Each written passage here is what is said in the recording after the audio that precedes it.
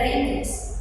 Sebelumnya, perkenalkan saya Adelia Dwi Wulandari dengan NIM akhir 38, saya Nurfadila dengan NIM akhir 012, saya Arina Faikatul 5 dengan NIM akhir 02, saya Muhammad Eka Batur Rahman dan NIM akhir 054. Baik, kata sistem berasal dari bahasa Yunani, yaitu sistema yang berarti cara atau strategi.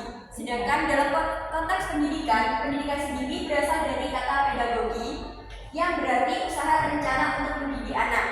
Dengan demikian, sistem pendidikan dapat didefinisikan sebagai strategi atau cara yang digunakan dalam proses belajar mengajar untuk mencapai tujuan pendidikan. Next. Yang pertama yaitu ada pendidikan di negara Finlandia. Sistem pendidikan di negara Finlandia ini merupakan salah satu sistem pendidikan terbaik di dunia, di mana memiliki tujuan utama untuk mewujudkan high level education for all. Guru di Finlandia harus memiliki gelar master dan mengajar dengan menggunakan berbagai metode pembelajaran kooperatif. Pendidikan di Finlandia jarang mengganti kurikulum pendidikannya. Selain itu, peserta didik di Finlandia memiliki jam belajar yang relatif singkat, sehingga siswa tidak terbebani dengan pekerjaan rumah. Ujian terstandar bertarungan tinggi dan tidak ada sistem ranking. Selain itu, pembiayaan sistem pendidikan di negara Finlandia ini tidak hanya berfokus pada pemerintah saja, di mana dari jenjang sekolah dasar hingga pendidikan tinggi dan pendidikan orang dewasa hampir sepenuhnya dari sumber publik. Baik, yang selanjutnya adalah ada kelebihan sistem pendidikan di Finlandia. Dalam kelebihan sistem pendidikan di Finlandia ada berbagai macam aspeknya. Yang pertama adalah cara mengajar.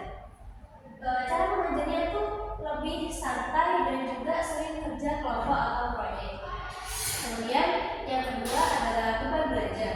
Jadi di negara Finlandia sistem pendidikannya itu tidak menekankan kepada siswanya untuk diberikan sebuah PR. Mereka lebih diberikan waktu tersendiri agar mereka bisa bermain dan juga bisa mengikuti kegiatan lain, agar mereka bisa bersosialisasi dengan temannya. Kemudian kesehatan mental. Dengan cara belajar yang lebih santai akan membuat siswa itu lebih bahagia dan juga termotivasi. Next. Kemudian ada kreativitas. Nah, tadi kan sudah dijelaskan bahwa di sistem pendidikan di negara Finlandia itu lebih menekankan bukan pada penilaiannya, akan tetapi lebih menekankan pada sebuah metode pembelajaran, yaitu pengadaan sebuah proyek. Nah, di dalam pengerjaan sebuah proyek ini, para siswa akan bisa lebih bebas untuk berkreasi dan juga berpikir out of the box. Ini membantu mereka menjadi lebih kreatif. Kemudian persiapan masa depan. Siswa lebih siap untuk menghadapi tantangan di masa depan karena mereka belajar keterampilan penting seperti kerjasama dan juga pemecahan sebuah masalah. Selanjutnya ada kekurangan dalam sistem pendidikan di Finlandia. Nah, meskipun Finlandia berusaha untuk memberikan pendidikan yang setara, ternyata masih ada kesenjangan antara daerah perkotaan dan juga pedesaan dalam kualitas pendidikan dan juga sumber daya. Kemudian beberapa guru juga banyak mengeluhkan beban administratif yang terlalu tinggi dan juga terlalu banyak, akhirnya bisa mengalihkan perhatian mereka dari sebuah pengajaran. Pendidikan di negara Inggris. Sistem pendidikan di Inggris dibagi berdasarkan 4 negara yang tergantung di dalamnya, yaitu England, pemerintah Skotlandia, pemerintah Wales, dan Irlandia. Pendidikan wajib belajar dimulai sejak pendidikan primer saat anak-anak menginjak usia 5 tahun dan berakhir sampai dengan usia 16 tahun. Umumnya, siswa setelah menyelesaikan pendidikan sekunder lalu mengambil J DCSE untuk kemudian melanjutkan ke pendidikan lanjut selama 2 tahun. Nah, kelebihan sistem pendidikan di Inggris. Yang pertama, kualitas. Banyak universitas di Inggris seperti Oxford dan Cambridge diakui sebagai yang terbaik di dunia, menawarkan pendidikan berkualitas tinggi. Dan yang kedua, penjurusan. Siswa memiliki berbagai pilihan mata pelajaran dan jalur pendidikan, termasuk pendidikan akademis dan vokasional, yang memungkinkan mereka untuk memilih sesuai minat dan bakat. Dan yang ketiga, cara mengajar. Banyak sekolah di Inggris menerapkan metode mengajar inovatif dan teknologi dalam proses belajar mengajar dan dapat meningkatkan keterlibatan siswa. Next. Kelebihan sistem pendidikan Inggris yang terakhir, fasilitas. Banyak sekolah dan universitas di Inggris dilengkapi dengan fasilitas modern dan sumber daya yang memadai, termasuk perpustakaan dan laboratorium. Selanjutnya ada kekurangan dalam sistem pendidikan di Inggris. Di Inggris, pelajar harus mengikuti aturan yang ketat. Siswa harus mengikuti ujian seperti GCSE. Yang kedua, siswa di Inggris biasanya memiliki banyak tugas, jadwal yang padat, jadi mereka jarang punya waktu untuk bersantai dan beraktivitas yang lainnya. Yang ketiga, tekanan dari banyaknya ujian bisa bikin siswa menjadi lebih stres dan cemas. Yang keempat, siswa di Inggris merasa terjebak dalam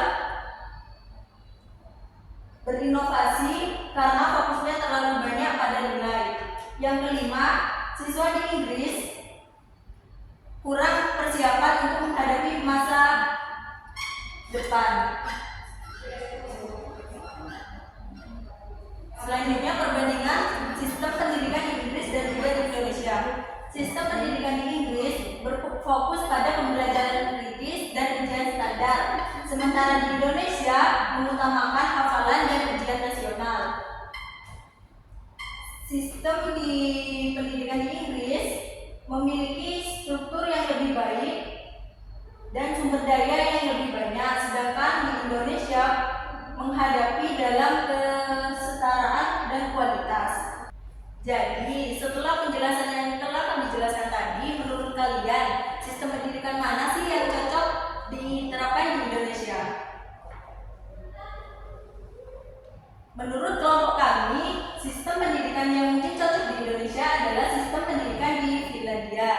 Alasannya, sistem pendidikan di Finlandia menekankan kesejahteraan siswa.